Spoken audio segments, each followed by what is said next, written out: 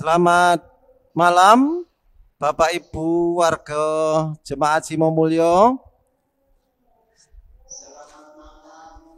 Shalom. Salam patunggilan. Nah, nggih, ing dalu menika kita badhe mangun pangabekti lan ing dalu menika materimipun pendalaman Alkitab atau pemahaman Alkitab. Ngeten nggih.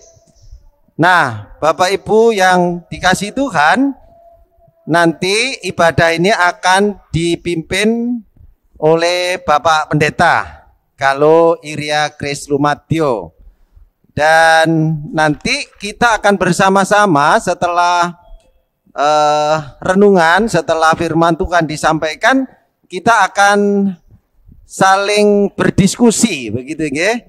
Nah, otomatis nanti akan ada beberapa bahan yang perlu kita diskusikan untuk kita terus ditambahi, diberi pencerahan supaya kita semakin diperkaya oleh firman Tuhan, gitu ya.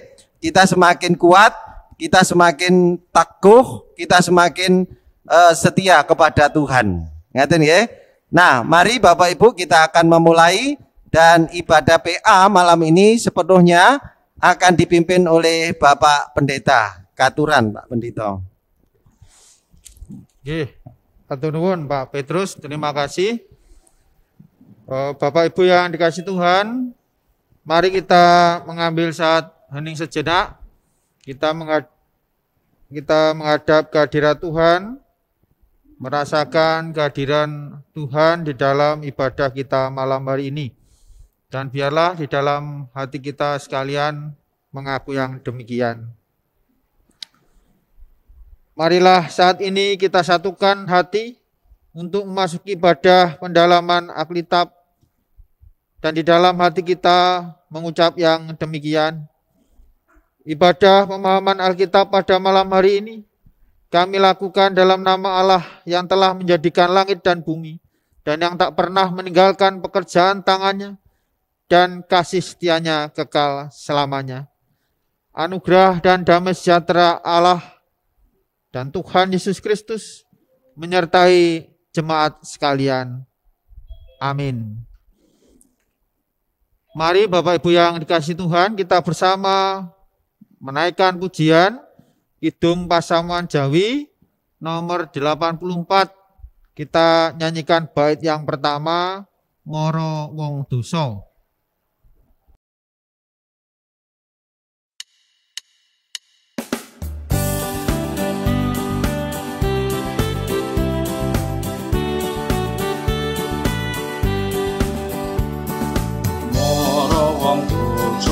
Wong cilaka mareka mrengkos di pamarta kemabini dosa nira rono kuming senyo saibo karaharjanira yen sira wis manding pracaya sinung percaya ing kesangira uwal sing antoko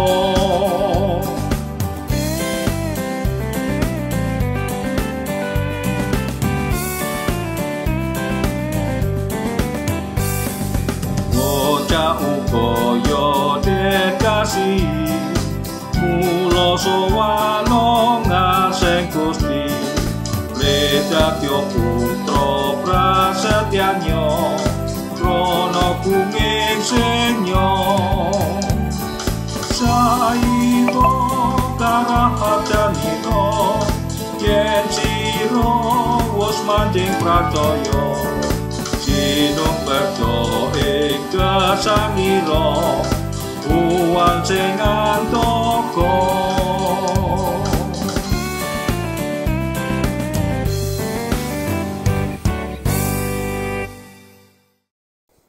Nggih, Bapak Ibu dan saudara yang dikasih Tuhan, Bersama kita akan membaca bagian dari Alkitab, yaitu Perjanjian Lama, dari kitab Ayub pasal 1 ayat 1 sampai 22. Ya, kitab Ayub pasal 1 ayat 1 sampai dengan 22. Untuk doa dan pembacaannya akan dibacakan oleh Pak Petrus. Monggo, Pak. Mari Bapak Ibu, kita bersama-sama membaca bagian firman Tuhan di dalam kitab Ayub pasal 1 ayat 1 sampai 22. Dan sebelum kita membaca dan merenungkan, mari kita berdoa mohon berkat Tuhan. Mari kita berdoa. Allah sang sumber berkat, Engkau adalah sabda yang hidup, yang ada di dalam hidup kami. Saat ini Tuhan, kami memohon berkat-Mu untuk memberikan hikmat-Mu kepada kami semua. Sehingga pada saat kami membaca, saat kami mendengar, saat kami merenungkan, kami dimampukan dan mampu untuk memahami setiap firman Tuhan. Hamba-Mu Bapak Pendeta yang akan menaburkan kebenaran-kebenaran firman Tuhan, kiranya Tuhan mengurapi dengan kuat kuasa Roh Kudus-Mu. Kami semua yang saat ini akan membaca dan mendengarkan firman-Mu, juga mohon berkat hikmat Tuhan. Terima kasih ya Tuhan, kami sambut firman-Mu ini dengan penuh sukacita di dalam nama Tuhan Yesus Kristus. Amin. Mari Bapak Ibu yang dikasihi Tuhan, kita akan membaca di dalam kitab Ayub pasal 1 ayat 1 sampai 22. Yang demikian kesaksian firman Tuhan.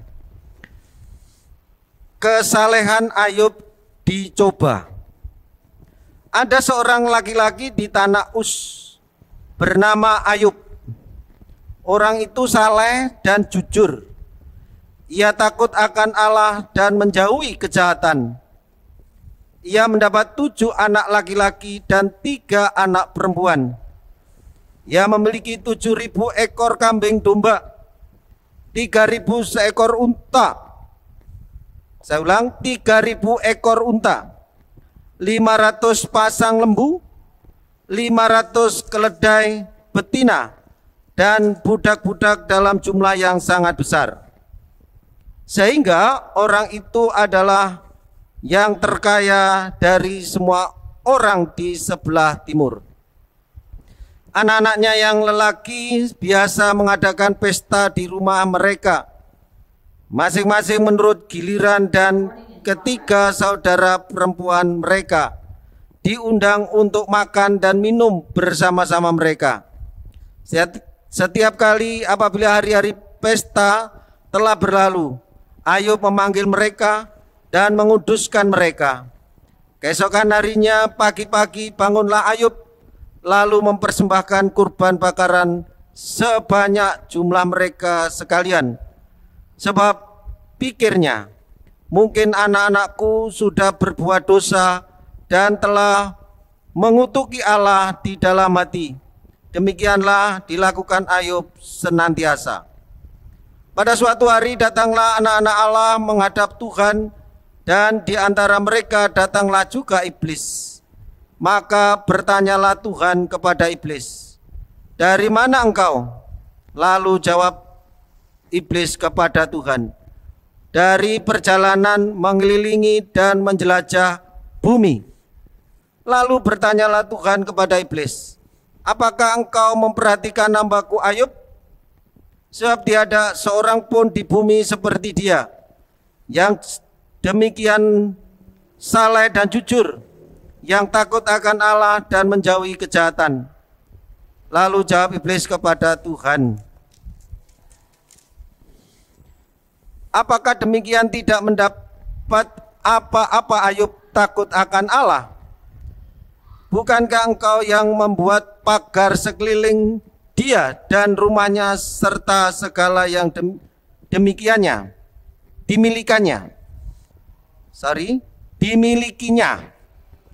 Apa yang dikerjakannya telah kau berkati, dan apa yang dimilikinya makin bertambah di negeri itu.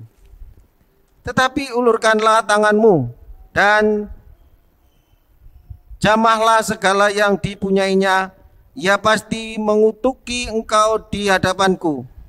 Maka firman Tuhan kepada iblis, nah, segala yang dipunyai ada dalam kuasamu, hanya janganlah engkau mengulurkan tanganmu terhadap dirinya. Kemudian pergilah iblis dari hadapan Tuhan.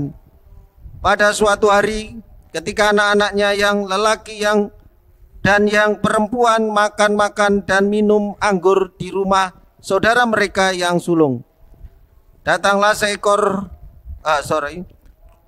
seorang pesuruh kepada Ayub dan berkata, sedang lembu sapi membajak dan keledai-keledai betina makan rumput di sebelahnya.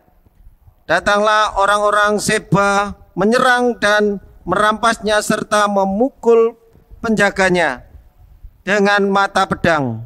Hanya aku sendiri yang luput sehingga dapat memberitahukan hal itu kepada Tuhan.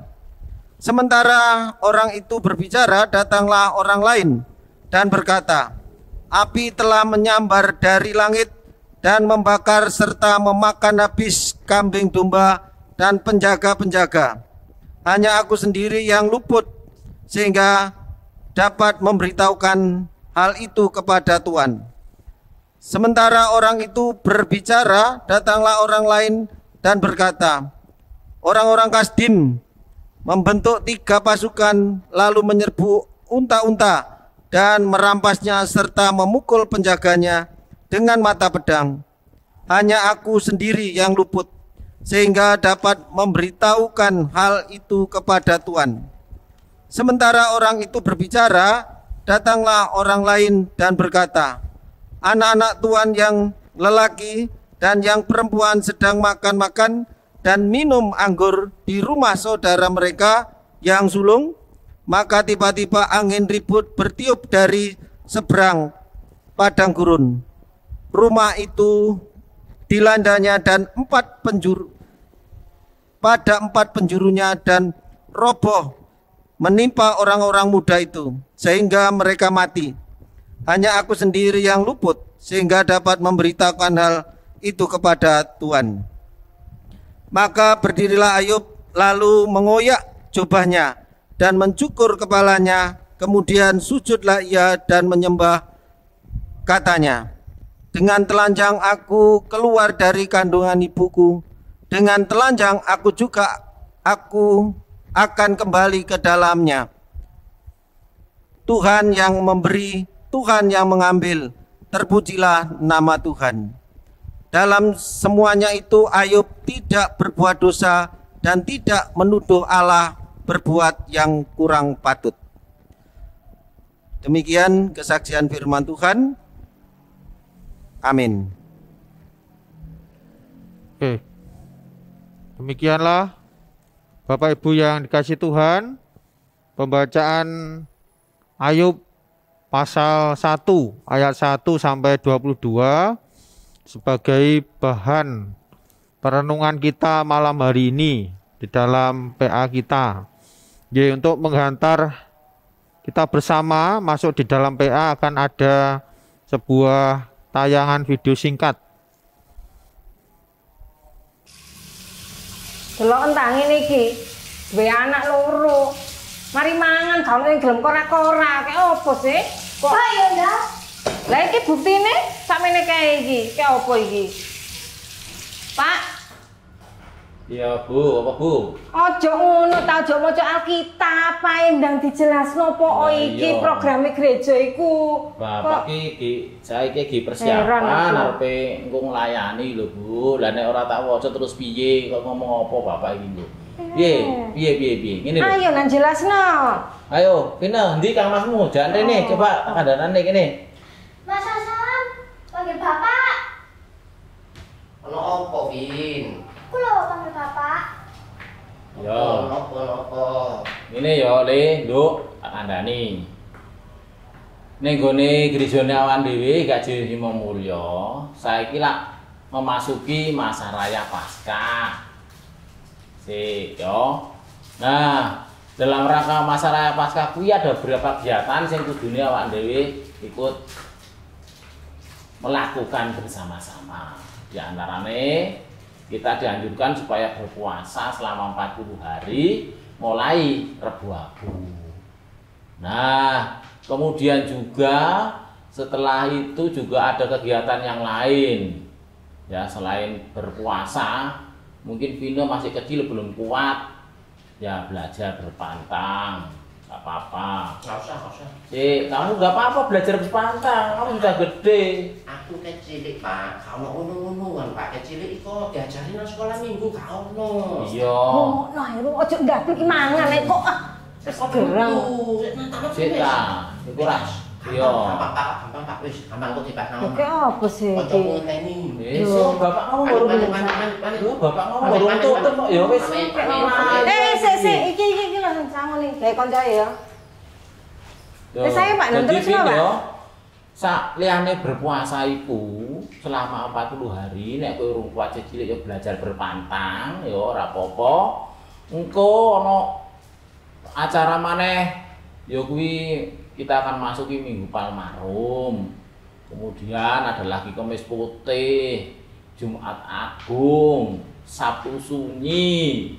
Kemudian baru masuk masa Paskah. Cek akeh sih Pak acara nang gereja iku. Yo, sawise Paskah kono maneh kegiatan Pentakosta. Nah, Bapak berharap ayo awan dhewe kabeh iki saiki belajar menjalankan mengikuti program-program iki kuwi mau. Kuat ta poso iku? Temen ta? Nah, nglakonnya kan dhewe aja karena terpaksa tapi harus dengan motivasi dan penuh sukacita. Nek apa sih Pak? Lah wong senengane iki lho mangan delok ta. Mbok dikongkon poso ya gak iso arek iki. Ya Bu, Vina rasik cilik urung iso poso berpantang, Vin senengan ngopo? Selama 40 hari iku sing apa kok seneng iku aja kok mangan dhisik. Ngono carane. Ngono ya Nduk ya. Lah nek poso ambut durung iso poso berpantang dulu ndak apa gitu loh. Ya wis tak tutup deh Pak, dilanjut. Ya. Jadi, terus bagaimana Vina? Apakah kamu ada tugas dari guru sekolah minggumu dalam rangka masa raya Paskah ini? Ya, setiap hari, setiap jam 7 malam, setengah 7 malam, guru sekolah mingguku itu nyuruh baca firman Alkitab, memuji Tuhan. Terus juga ada itu apa namanya tugas.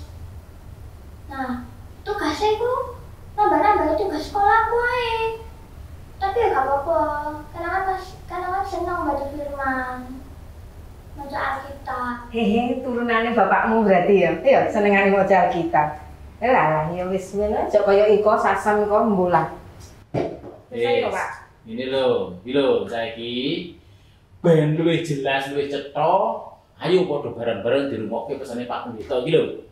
Ayo, ini. Nonton nang ndi, Pak? Iki lho ning kene iki lho, Bapak wis nyapno lho ning kene ya. Ndi? Ayo, Vin. Deloken kuwi, Vin. Lho, Vin. Ben kabeh do jelas, ora do takon-takon wae. Nggih, Bapak Ibu yang dikasih Tuhan, demikianlah video singkat sebuah keluarga yang ingin membangun spiritualitas di dalam keluarga secara bersama-sama. Jadi bukan hanya bapak atau seorang bapak yang kemudian berupaya membangun spiritualitasnya di masa Prapaskah ini, tetapi sang bapak juga mengajak anak-anaknya untuk supaya bisa menghayati masa Prapaskah dan kemudian masing-masing pribadi meningkatkan olah spiritualitasnya dengan cara berpantang, berpuasa, membaca Alkitab, dan lain sebagainya. Oke, kembali saya menyapa panjenengan. Selamat malam Bapak Ibu Saudara. Malam. Salam. Shalom. Oke. Salam Patunggilan. Bersyukur malam hari ini kita bisa kembali berjumpa di ruang Zoom untuk menghayati dan mendalami saksian firman Tuhan yang ditulis di dalam kitab Ayub. Dan yang menjadi tema diskusi kita pada malam hari ini adalah keluarga dan kesempatan memperbaiki kehidupannya. Keluarga dan kesempatan memperbaiki kehidupannya. Nah, Bapak Ibu yang terkasih, saya akan menyampaikan sedikit pemaparan berkaitan dengan kitab Ayub sesuai dengan materi yang sudah disiapkan oleh DPT, KPT Jemaat. Untuk malam hari ini kita bisa diskusikan bersama. Nah, saya membuat PowerPoint atau PPT supaya bahan yang agak panjang ini bisa tidak terlalu lama kita bersama perhatikan. Oke. Ya, Bapak Ibu yang dikasih Tuhan, seperti yang sudah dibacakan oleh Pak Petrus tadi, tokoh yang utama di dalam perikop kita adalah Ayub. Ya, Ayub ini seorang laki-laki yang berasal dari tanah Uz, ya, sebuah tempat yang menurut tradisi Yahudi berada di sebelah tenggara Laut Mati. Ya, jadi di daerah Timur Tengah. Ayub terkenal sebagai seorang yang saleh, takut akan Allah, dan di dalam hidupnya ia berupaya untuk menjauhi segala kejahatan. Ini dipaparkan di awal dari kitab Ayub.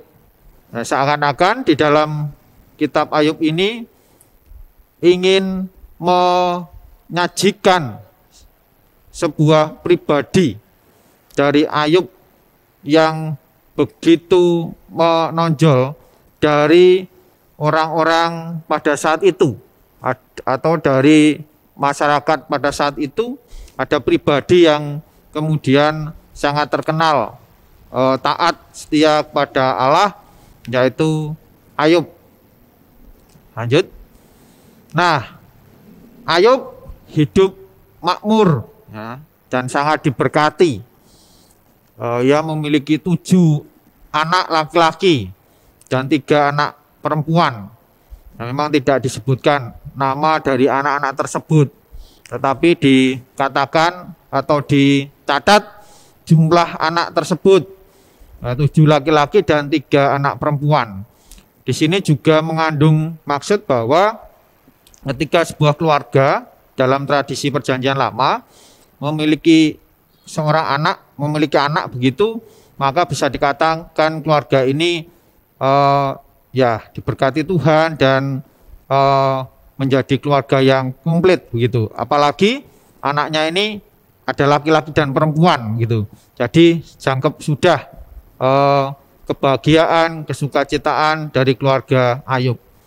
Nah, bukan berhenti hanya sampai di berkat berupa anak. Ayub memiliki 7 ekor kambing domba, ya, 3.000 ekor unta, 500 pasang lembu, 500 keledai betina. Nah, kita bisa bayangkan kalau di Surabaya ngene ning endi ya. Atau mau gembalakannya di mana gitu. Kandangnya di mana? Nah, termasuk kandangnya ya Pak Petrus ya, di mana gitu. Jadi 7.000 ekor kambing. Ya, ini kambing domba ini diambil bulunya untuk kain ya, untuk membuat kain dan juga untuk membuat tenda. Nah, jadi selain diambil dagingnya, rupanya bulu dari kambing domba ini pun juga berharga. Unta untuk mengangkat barang-barang. Kita ketahui bersama Bapak Saudara, zaman dulu belum ada kendaraan bermotor, belum ada mobil. Jadi mereka mengangkut barang-barang itu memakai unta, seperti yang panjenengan bisa lihat di daerah Timur Tengah sampai saat ini. Banyak juga yang masih memakai unta kalau di padang pasir mengangkut barang-barang mereka. Dan memiliki ya budak, saya menyebutnya pekerja begitu ya. Menghaluskan kata gitu. Walaupun mungkin beda maknanya, tapi arahnya ke sana yang sangat banyak atau sangat besar. Ya, pekerja-pekerjanya Ayub ini dikaryakan oleh Ayub untuk mengerjakan sawah ladangnya. Jadi untuk mengolah pertanian yang menghasilkan banyak sekali ya hasil pertanian, ada macam-macam di sana, gandum dan seterusnya. Nah, Ayub ini dikatakan sebagai orang terkaya dari semua orang yang ada di sebelah timur atau di dekatnya Laut Mati tadi.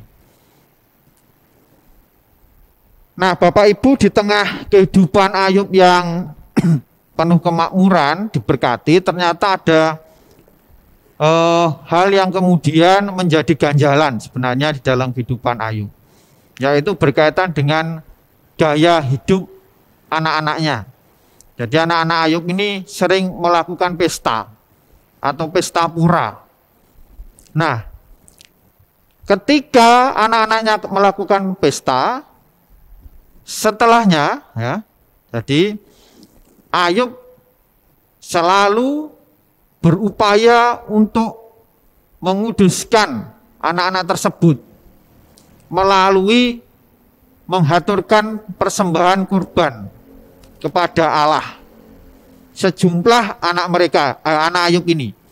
Jadi ketika malam hari ini, katakanlah begitu, anak-anak Ayub ini berpesta, Ayub kemudian esoknya pergi ke Bait Allah untuk kemudian berdoa memohon ampun kepada Allah beserta mengaturkan kurban penebusan dosa. Kenapa? Karena Ayub berasumsi bahwa ketika anak-anaknya ini melakukan pesta pura, maka dikhawatirkan dari perilaku perbuatan mereka ataupun ucapan mereka menyinggung hati Allah. Artinya ucapan dari anak-anak Ayub ini bisa saja melanggar hukum Allah dan menyakiti hati Allah. Nah, maka Ayub sebagai bapak bertanggung jawab. Tidak kemudian dijelaskan di kitab ini Ayub memarahi anak-anaknya, tidak. Tetapi justru Ayub sendiri yang kemudian merelakan diri mengaturkan kurban dan memohon pengampunan kepada Allah. Monggo. Nah, Ayub sebagai seorang yang taat kepada Allah dalam pribadinya, maka ia sebagai orang tua pun ya berupaya untuk setia, untuk laku spiritual, ya.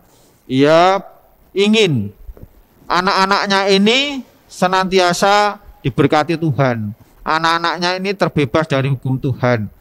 Nah, sehingga ketika anak-anaknya melakukan dosa, Ayub berupaya untuk mohon dengan sangat kepada Tuhan supaya dosa-dosa mereka diampuni. Nah, suatu ketika Bapak Ibu Saudara, seperti yang disampaikan di bacaan kita tadi, bahwa ada sekelompok orang, ya, orang Sheba dari Arabia Selatan menyerang penjaga Ayub. Jadi Ayub memiliki beberapa penjaga, diserang, dan kemudian lembu sapi dan keledai betinanya dirampas. Nah, jadi inilah permulaan bagaimana kondisi Ayub kemudian mengalami penderitaan yang hebat, mengalami pergumulan yang hebat, ya. Ia mengalami sebuah musibah. Nah, bukan hanya kemudian binatang ternaknya yang dirampas oleh orang Sheba, orang Kasdim, tetapi juga anaknya, ya, anak-anaknya yang berapa jumlahnya tadi, nggih? 10, nggih. Cowoknya 7, ceweknya 3, itu mati. Karena apa? Tertimpa rumah mereka yang roboh. karena adanya angin ribut. Jadi rumah anak-anak dari Ayub ini roboh, kemudian menimpa mereka, menimpa anak-anak Ayub, sehingga anak-anak Ayub ini kemudian mati. Ya, semuanya habis. Bagaimana Bapak Ibu Saudara, panjenengan bisa membayangkan ketika panjenengan berada di posisi Ayub yang pada awalnya memiliki segala sesuatu yang melimpah, kemudian juga diberkati anak-anak yang jumlahnya banyak, lengkap, ada laki-laki perempuan, suatu ketika harus sirna semuanya. Ya pasti shock, kaget, sedih. Nah, dikisahkan pula di pasal berikutnya, pasal 2 ayat 9, nanti bagaimana istri Ayub ini protes kepada Ayub, ya, mempertanyakan Allah. Kemudian juga seakan-akan justru tidak menguatkan Ayub di saat susah, tetapi malah membebani Ayub dengan pernyataannya yang menyalahkan Allah, pernyataan istri Ayub yang menyalahkan Allah. Bahkan ia kemudian meninggalkan Ayub, dan bukan hanya istrinya tetapi juga saudara-saudara Ayub, teman-teman Ayub pada pergi karena kondisi Ayub yang sudah jatuh miskin. Ya biasanya begitu nggih, seringkali terjadi dalam kehidupan manusia. Ketika seseorang dalam sebuah penderitaan begitu, bukan malah mendapatkan support dari banyak orang, malah ditinggalkan. Tetapi kalau ya seseorang yang sedang dalam kesuksesan begitu, seringkali banyak yang datang. Ngaten nggih Pak Petrus nggih. Leres Pak. Biasanya begitu. Betul. Ya, kita lanjutkan. Oh iya, saya tadi belum menyapa Pak Petrus ya. Selamat malam Pak Petrus. Saya itu malah kok lupa yang dekat saya, enggak siapa. Biasanya begitu ya. Sing cedek malah dilalekne sing ado di sapa nggih. Nah, Bapak Ibu, kemudian yang menarik nggih, ketika semua bencana itu terjadi, apa yang kemudian dilakukan oleh Ayub nggih? Apakah kemudian Ayub ya protes kepada Allah, marah-marah, ataupun kemudian dia depresi atau putus asa? Di bacaan kita di ayat yang ke-20, Bapak Ibu yang terkasih, di sana disampaikan atau ditulis bahwa Ayub menguyak jubahnya dan mencukur kepalanya atau rambutnya gitu ya, itu lebih tepatnya. Kemudian sujudlah ia dan menyembah kepada Allah. Nah, jadi Ayub ketika mengalami musibah, dia langsung datang kepada Tuhan.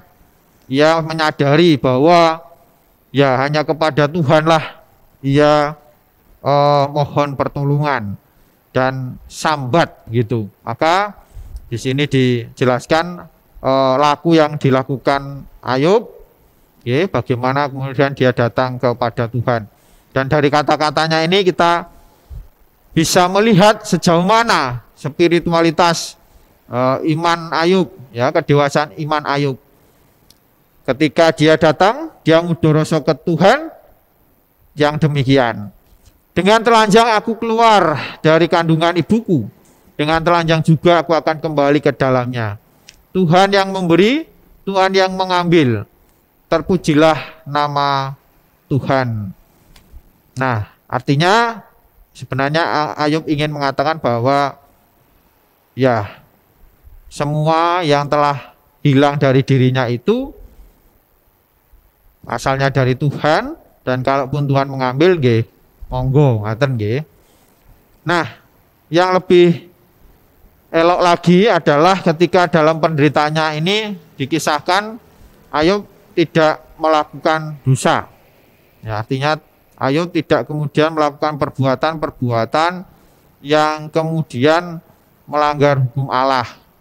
Ya, bahkan dia tidak menuduh Allah meninggalkan dirinya. Ya, menuduh Allah ya kemudian hukum dirinya gitu. Jadi disinilah Bapak Ibu yang dikasih Tuhan, kita bisa melihat bagaimana kemudian Ayub sungguh berpegang teguh kepada hukum Allah. Ya, tak jarang manusia ketika dalam penderitaan mengalami berbagai macam cobaan dan godaan, kemudian ya bisa saja mencari jalan pintas, bisa saja kemudian mengutuk Allah, bisa saja kemudian macam-macam lah ngaten nggih, yang kemudian itu membawa dirinya justru jatuh dalam dosa atau penderitaan. Ya, Ayub melakukan lagu tirakat di sini. Monggo. Nah, setelah Ayub melakukan penyembahan kepada Allah, berdoa kepada Allah, mengakui bahwa semua yang terjadi itu adalah kuasa dan hak Allah. Lantas apa kemudian semuanya selesai? Ya, semua penderitaannya selesai? Tidak, Bapak Ibu. Penderitaan Ayub ini masih berlanjut. Ya, seperti yang saya katakan tadi, bahkan istri dan saudara, teman-teman menyalahkan Ayub justru. Ya, datang bukan untuk memberikan support semangat, mendampingi sebagai pendamping pastoral, tetapi mereka malah kemudian seakan-akan membebani Ayub dengan berbagai macam pernyataan yang tidak pas begitu. Nah, setelah itu pun juga ditinggal pergi begitu saja. Monggo. Ya, dalam penderitaannya Ayub tetap ya berusaha untuk taat menyembah Allah, hidup benar, dan yang terjadi apa, Bapak Ibu Saudara, semua yang awalnya dimiliki Ayub itu dikembalikan. Bahkan ya dalam cerita itu dua kali lipat nggih. Monggo. Nah, ini. Jadi secara data kemudian dikembalikan ada 14.000 kambing, domba ya. Jadi dibalik sama Tuhan, diberkati lagi. 14.000 kambing domba, 6.000 unta, 1.000 pasang lembu, 1.000 keledai betina. Dan Ayub pun kembali memiliki anak. Ada sebuah kisah kisah cerita begitu di sumber yang lain ya, yang tidak ditulis di kitab Ayub ini. Informasinya bahwa istri Ayub yang pertama itu meninggal, kemudian Ayub menikah lagi dan kemudian memiliki anak gitu ya. Anaknya 7 laki-laki, 3 anak perempuan. Ya, ini Bapak Ibu istimewa karena biasanya di Alkitab itu yang ditulis nama anak laki-laki ya Pak terus. Tapi ini anak perempuan ditulis di sini. Nah, 3 anak perempuan. Yang pertama Yemima, yang artinya merpati. Yang kedua Kesia, ya kayu manis untuk parfum. Yang ketiga Karen Habuk, kotak kecil tempat make up gitu ya, atau untuk rias begitu. Jadi kalau panjenengan punya anak ataupun juga mengetahui nama-nama ini ya, ini artinya menurut Alkitab ya. Nah, bahkan disampaikan bahwa anak Ayub ini ya bisa dikatakan kembang desa gitu ya, atau orang yang paling cantik, anak-anak yang paling cantik di negeri itu. Monggo. Nah, kemudian Bapak Ibu yang terkasih, sesuai dengan tema tadi, keluarga dan kesempatan memperbaiki kehidupannya, kita akan coba mencoroti bagaimana Ayub yang senantiasa membangun spiritualitas pribadinya, supaya ya membangun iman pribadinya, membangun hubungan relasinya dengan Allah, supaya hidupnya ini senantiasa berkenan di hadirat Tuhan. Nah, baik ketika ia masih dalam keadaan melimpah ruah kekayaannya, maupun ketika dia ditimpa bencana atau musibah, ataupun juga setelah semuanya dipulihkan, ia secara pribadi tetap membangun iman kedekatannya dengan Allah. Bahkan selanjutnya dia berupaya supaya keluarganya ya bisa memiliki iman spiritualitas yang kuat, yang dekat dengan Allah. Jadi Ayub ini sebagai seorang bapak yang benar-benar ngupayani kados pundi para putra wayahipun saged nggih gadhahi iman ingkang kiyat iman dhateng Gusti Allah ingkang estu setya tuhu ngaten nggih.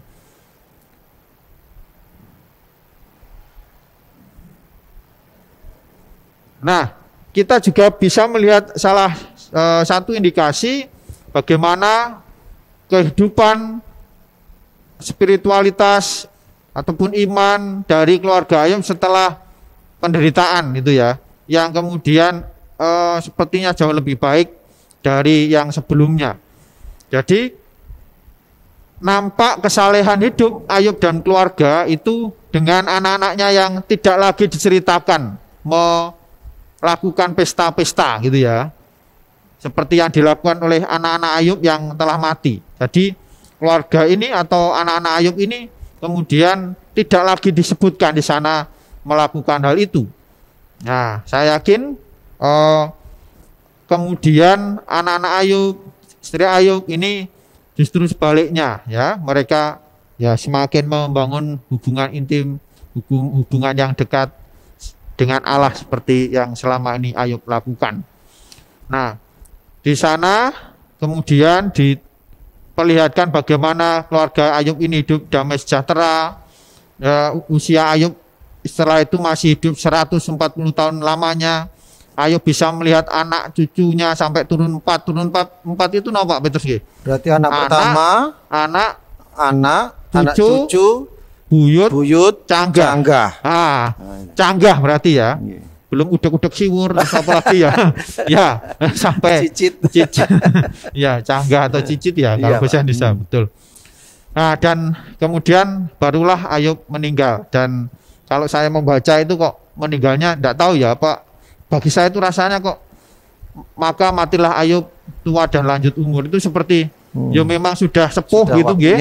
Bukan karena apa gitu kemudian Ayub meninggal dalam kedamaian. Oke.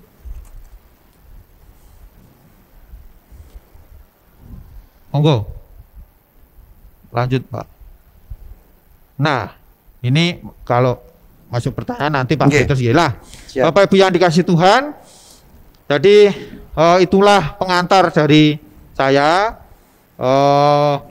Saya berharap bahwa nanti kemudian kita bisa masuk dalam diskusi ya, seberapapun yang telah saya sampaikan, kita berupaya untuk belajar bersama nggih, berkaitan dengan kehidupan dalam keluarga, spiritualitas atau iman dalam keluarga kita, seperti yang sudah dinampakkan di dalam keluarga Ayub yang tadi sudah saya jelaskan.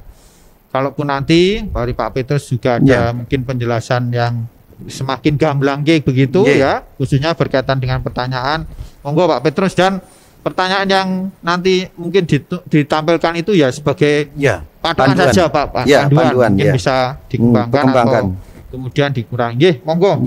Selanjutnya Pak Petrus, matur nuwun. Terima kasih Bapak Pendeta yang sudah menyampaikan kebenaran dan juga memaparkan bahan atau firman Tuhan yang begitu, menurut saya begitu jelas gitu ya.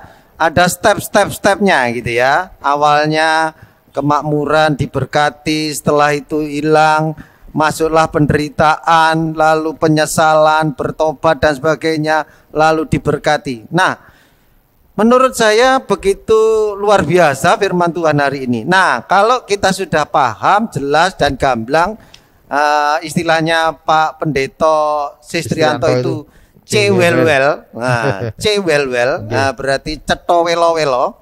Maka kita akan mendiskusikan, kita akan mencoba untuk membongkar begitu ya, membongkar pertanyaan-pertanyaan, dan kita akan menjawab apa yang menjadi materi kita begitu ya. Nah, bagaimana Bapak Ibu, sudah siap ya? Nah, nanti minta tolong ini interaktif ya. Termin pertama, pertanyaan pertama ini saya boleh kasih 2 orang deh, nah gitu ya, yang menanggapi. Lalu nanti yang berikutnya dan berikutnya, begitu ya. Nah, sekarang saya akan buka pertanyaannya, saya akan bacakan, mungkin bisa ditampilkan Pak Jadi pertanyaannya. Nah, menurut Bapak Ibu, manakah yang kita pilih? Manakah yang kita pilih? Hidup seperti Ayub pada periode awal, periode awal, atau pada periode akhir dalam hal menjaga hubungan dengan Allah. Nah, ya, ini dulu ya. Manakah yang kita pilih? Hidup seperti Ayub pada periode awal. Periode awal tadi apa? Penuh dengan kelimpahan, penuh dengan kemakmuran, kata Pak Pendeta tadi ya. Penuh dengan kesuksesan, ngaten nggih Pak Pendeta. Nah, mana yang kita pilih? Apakah periode awal atau periode akhir? Kenapa? Itu ada erat hubungannya dengan menjaga hubungan dengan Allah. Nah, monggo. Sekarang Bapak Ibu boleh pilih yang mana? Yang periode pertama atau periode yang kedua? Nah, ini. Monggo. Sinten ingkang badhe mangsuli, badhe nanggepi merespon? Ya Pak Petrus. Siap, nggih, monggo. Pilih yang kedua Pak Petrus. Oh, pilih kedua. Tepuk tangan dong untuk Mbok Tuti. Wah, pilih kedua. Ya, nanti ada pertanyaan berikutnya. Ya. Nah, kalau pilih kedua, berusaha menjaga iman keluarga sendiri atau ingin melakukan secara bersama-sama? Saya ulang, berusaha menjaga iman keluarganya itu sendiri atau bersama dengan keluarga. Sinten ingkang badhe mangsuli? Monggo. Pak Mardi. Pak Mardi monggo, Pak Mardi dos pundi? Nah, iki tak langsung tak anu aja. Minta tolong nih. Sama-sama keluarga, Pak. Luar biasa, tepuk tangan. Nah, ini Mbah Kong bersama putra-putrinya dan cucunya ingin membangun iman hubungannya dengan Allah bersama-sama ya. Jadi tidak hanya kesuksesan saja yang kita nikmati, tetapi kenikmatan itu, kebahagiaan itu bisa juga di dalam spiritual kita, gitu ya. Nah, kalau tadi sudah menjawab yang kedua dan hubungan bersama membangunnya, mengapa demikian? Sekarang saya minta tolong Pak Sri Mul.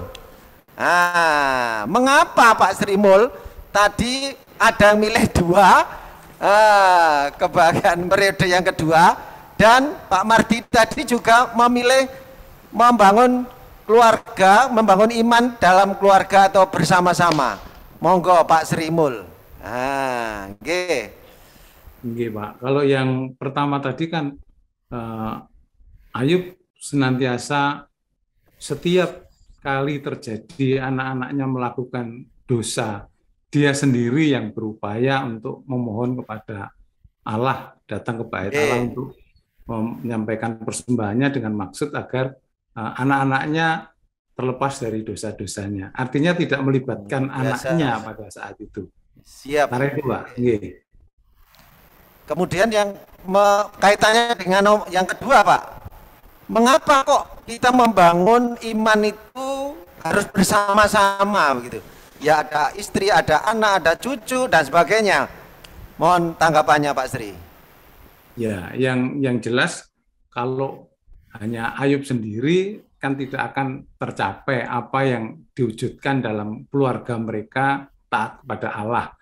Senantiasa hanya Ayub saja yang taat, tetapi dengan dilibatkan secara bersama-sama, akhirnya terciptalah keluarga itu yang taat kepada Allah. Mungkin seperti itu Pak Petrus. Siap. Nah, luar biasa jawabannya. Nah, ini aplikasi sekarang. Pak Sri, umpami jawab, merespon nomor 1 tadi. Untuk keluarga kita, keluarga GKJ Simo Mulyo. Ini kados pundi Pak Sri? Membangun iman dalam keluarga ini Pak Sri. Mungkin Pak Sri Mul bisa memberikan contoh gitu ya. Kalau di dalam keluarga bisa dimulai dari hal-hal yang sangat sederhana dan itu tidak terlalu sulit dilakukan, yaitu kita adatkan misbah doa keluarga setiap pagi, itu minimal sudah membangun keluarga itu dari yang keluarga paling kecil, mulai dari cucu, anak, dan mbah seperti saya, bisa bersama-sama tertanam. Begitu pula dengan tentunya rajin mengikuti kegiatan-kegiatan kegerejaan. Kalau mereka sudah terbiasa dengan mendengarkan firman Tuhan, ada misbah keluarga, dia akan tidak sulit kalau diajak untuk misalnya saja join di ibadah-ibadah yang online. Syukur-syukur kalau memang sudah waktunya bisa secara fisik datang ke gereja, pasti mereka juga tidak akan sulit mau datang ke gereja karena mereka sudah terbiasa sehingga mereka rindu akan mendengarkan firman Tuhan dan mengikuti kegiatan di gereja. Luar biasa. Tepuk tangan dong untuk Pak Srimo, luar biasa. Oke, terima kasih. Itu pertanyaan yang pertama Bapak Ibu ya. Pertanyaan yang pertama. Lalu pertanyaan yang kedua, bahan diskusi kita yang kedua. Ini saya minta nanti respon dari Pak Heri Wahyudi.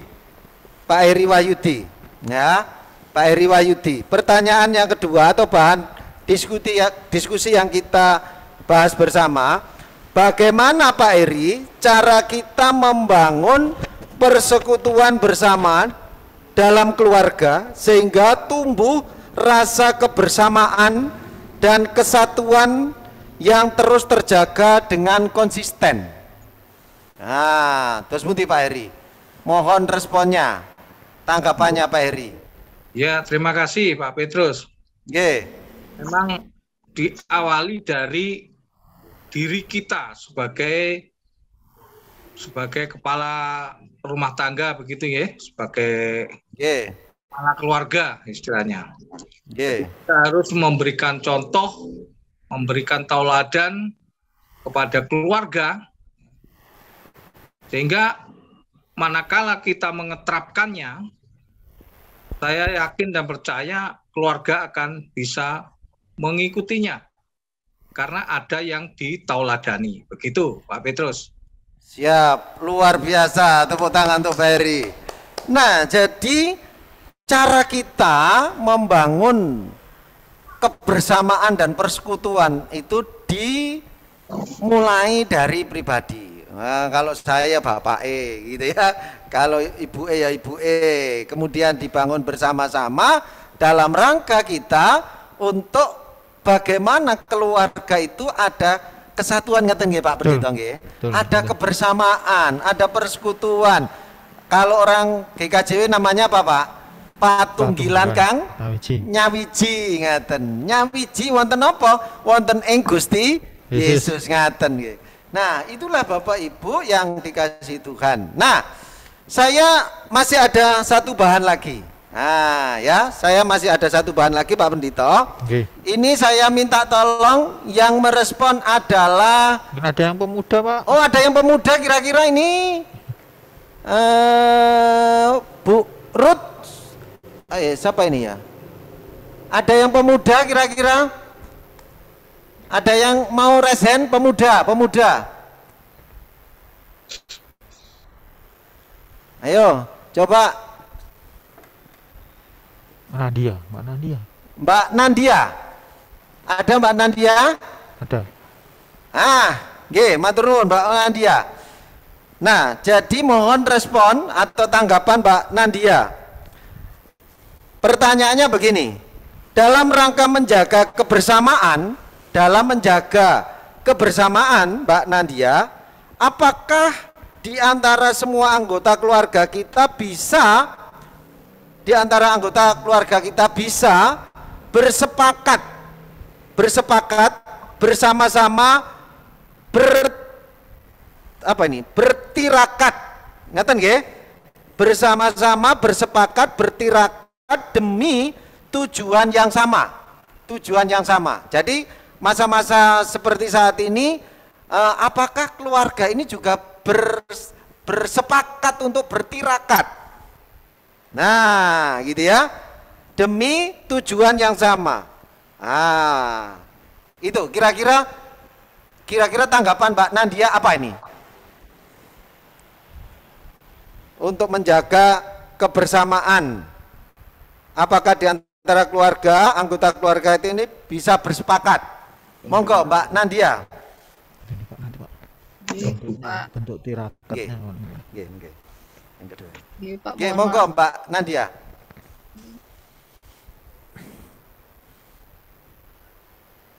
Bentar, masih di unmute. Nggih. Ya, sudah. Monggo Mbak Nandia. Selamat malam, apakah terdengar ya suara saya? Ya, dengar Mbak Nandia, terima kasih, selamat malam. Ya, mohon maaf Pak, tidak bisa on kamera. Enggak apa-apa, sudah ada fotonya. Nggih. Tadi pertanyaannya gimana Pak, boleh diulang lagi? Ya, jadi dalam rangka menjaga kebersamaan, apakah bisa semua anggota keluarga itu bersepakat bersama-sama untuk bertirakat demi tujuan yang sama? Kira-kira bisa enggak untuk menjaga kebersamaan itu keluarga itu bersepakat begitu, Pak?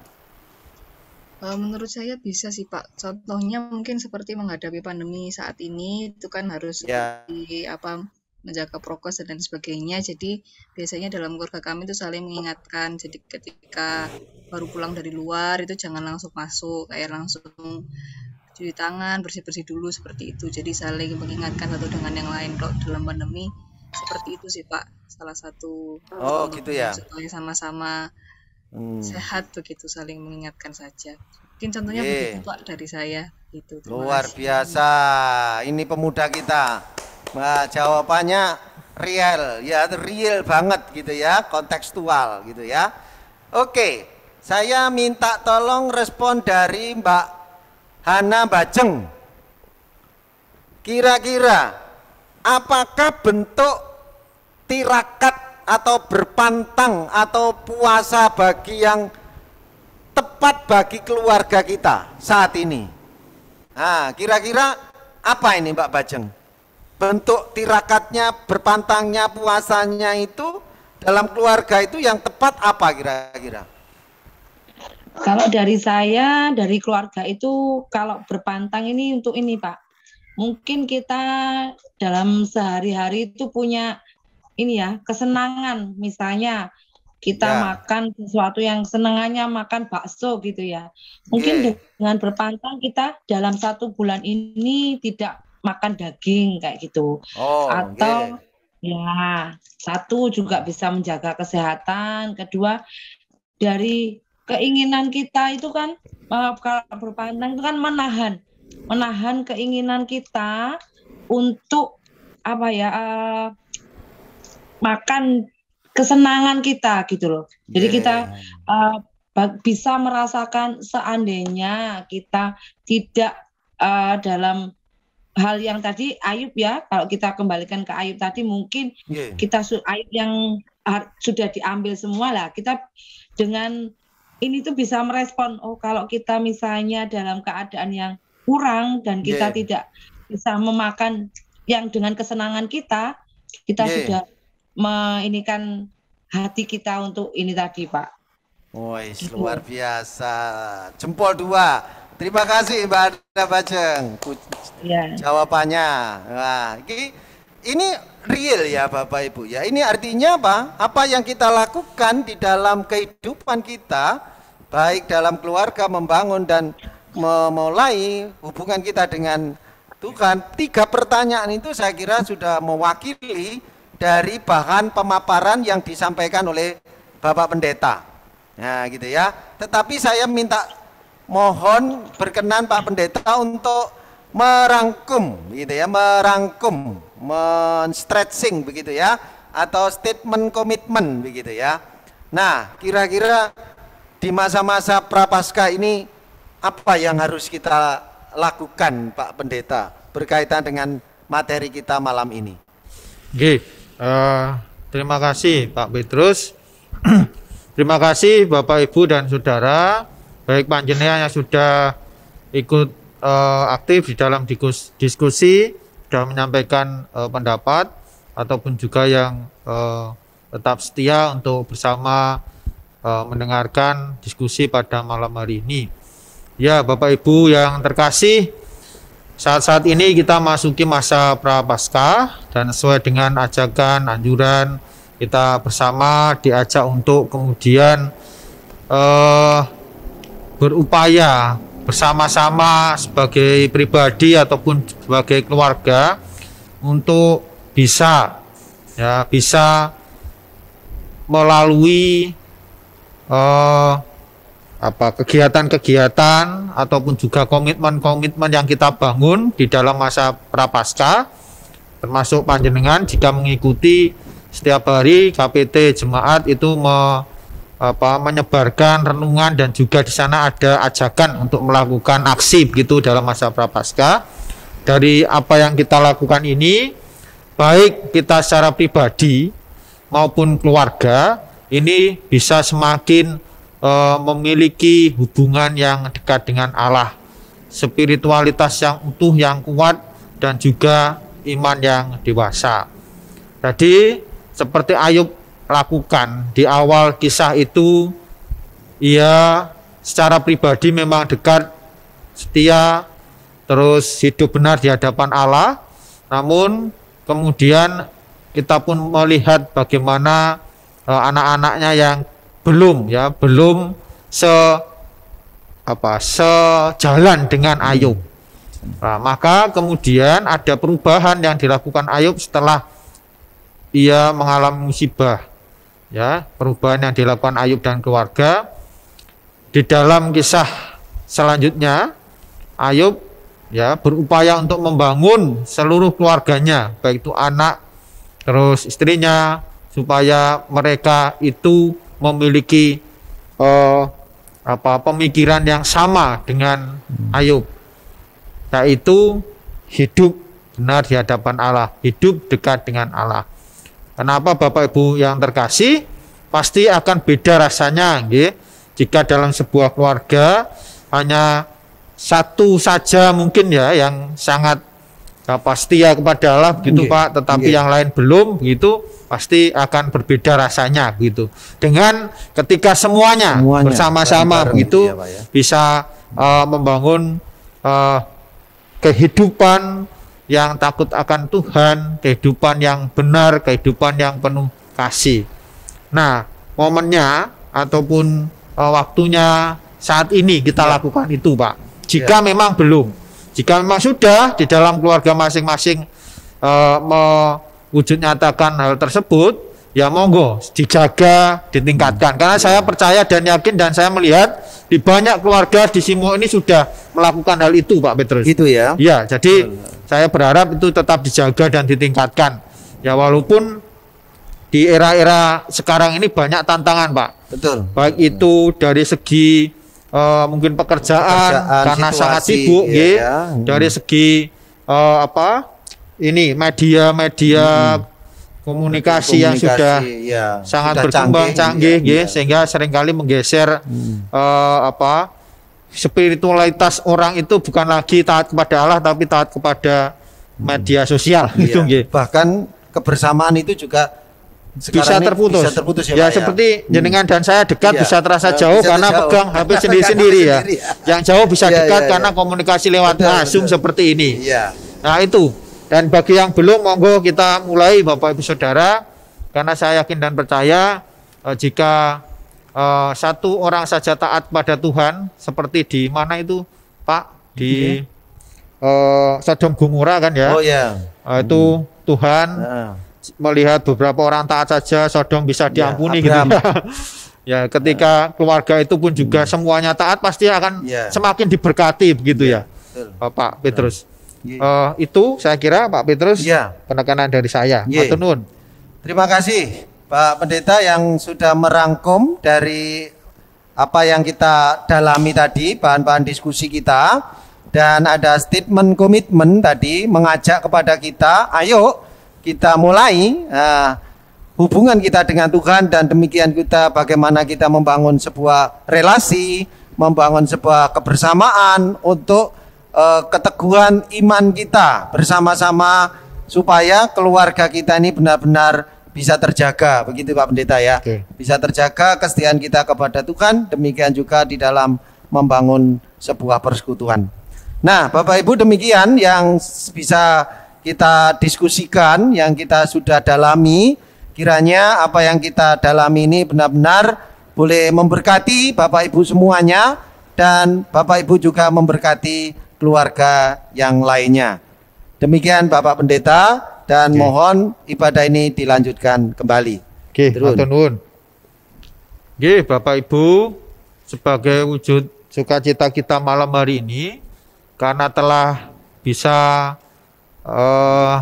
berdiskusi, merenungkan firman Tuhan, dan juga berkumpul bersama dalam ruang Zoom, maka mari Bapak Ibu kita nyatakan persembahan kita dengan kita mengumpulkan persembahan, diiringi kita bersama pujikan Kidung Jemaat nomor 302 bait 1 dan 2, Ku beri persembahan.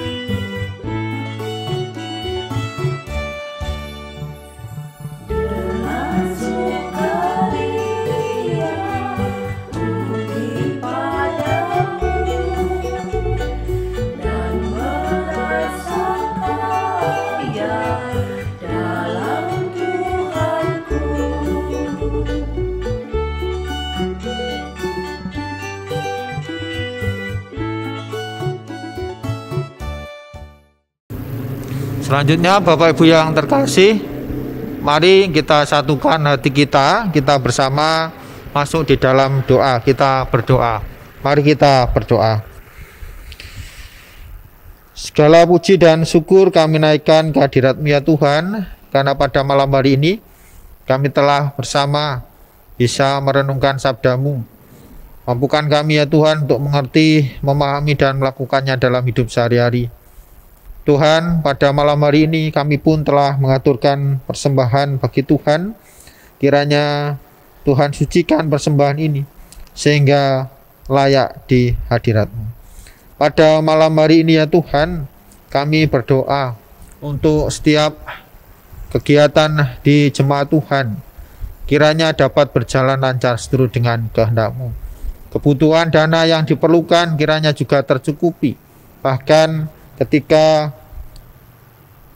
kami bersama mampu untuk dengan rela mempersembahkan, semuanya akan menjadi berkat yang melimpah bagi kehidupan jemaat kami maupun juga bagi setiap orang yang ada di sekitar kami. Tuhan, kami pun juga berdoa para pelayan-Mu, apapun yang kemudian menjadi kerinduannya di dalam berpelayanan, apapun yang menjadi bidang pelayanannya, kiranya Tuhan memberkati sehingga kami semua dapat melayani dengan penuh sukacita. Kami dapat melayani dengan sepenuh hati. Kami dapat melayani hanya demi kemuliaan nama Tuhan, bukan untuk keagungan kami pribadi.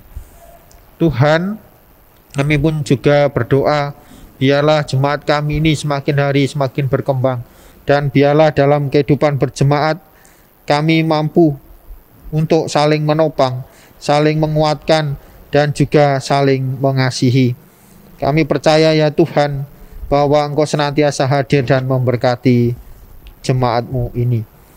Pada saat ini kami pun berdoa untuk para warga jemaat yang sedang berulang tahun di minggu ini. Ada Ibu Rini Wahyu Astuti, Ibu Retno Mayawati, Bapak Yosia Eka Setiawan, anak Dialuva Dwi Margareta, Ibu Wahyuning Tias, Bapak Samuel Dwi, Bapak Petrus Wagio, Ibu Tri Putro, Ibu Ana Adinda Putri, Ibu Maria Sri Lestari, Bapak Kairuman, Bapak Chandra Aris, Ibu Sriwah Yumi, anak Putri Ibu Putri Veronica, Ibu Murtini, Anabel, Ibu Bapak Bimo Restu, Bapak Moh Seno Bayu Aji, Bapak Ibu Josephina Fania Alisa, Bapak Raigan F. Vener Erli, dan mungkin saudara-saudara kami yang lain yang tidak bisa kami sebut satu persatu. Tuhan berkati yang berulang tahun baik kelahiran maupun perkawinan dengan kekuatan, kesehatan, dan hikmat, dan biarlah semuanya apa yang dilakukan benar-benar mampu menjadi perwujudan kasih Tuhan. Malam hari ini ya Tuhan, kami pun menyerahkan bangsa dan negara kami. Biarlah bangsa negara kami semakin adil, makmur, dan sejahtera. Para pemimpin kami biarlah mampu memimpin dengan baik seturut dengan kehendak-Mu.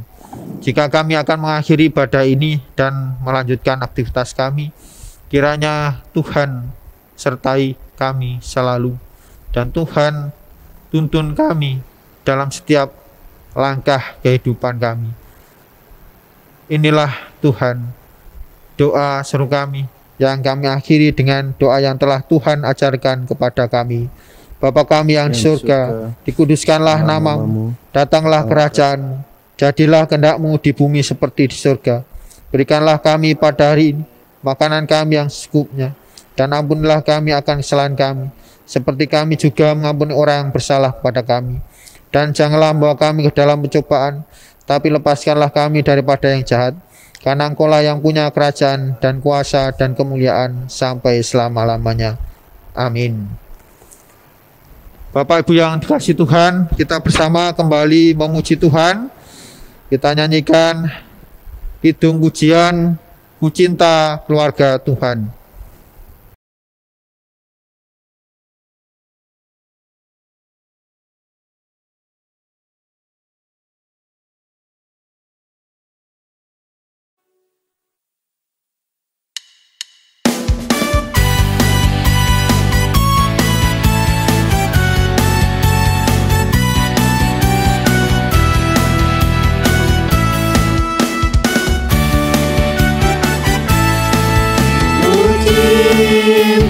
Keluarga Tuhan terjalin mesra sekali,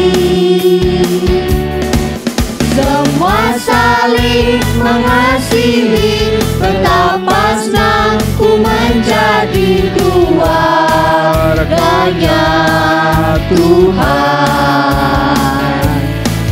Ku cinta keluarga Tuhan, terjalin mesra sekali,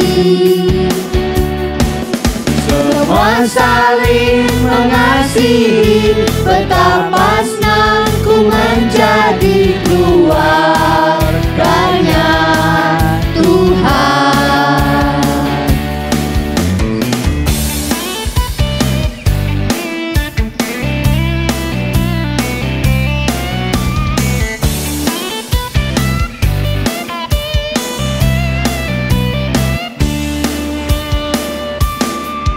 Ku cinta keluarga Tuhan, terjalin mesra sekali, semua saling mengasihi, betapa senang ku menjadi keluarganya Tuhan. Semua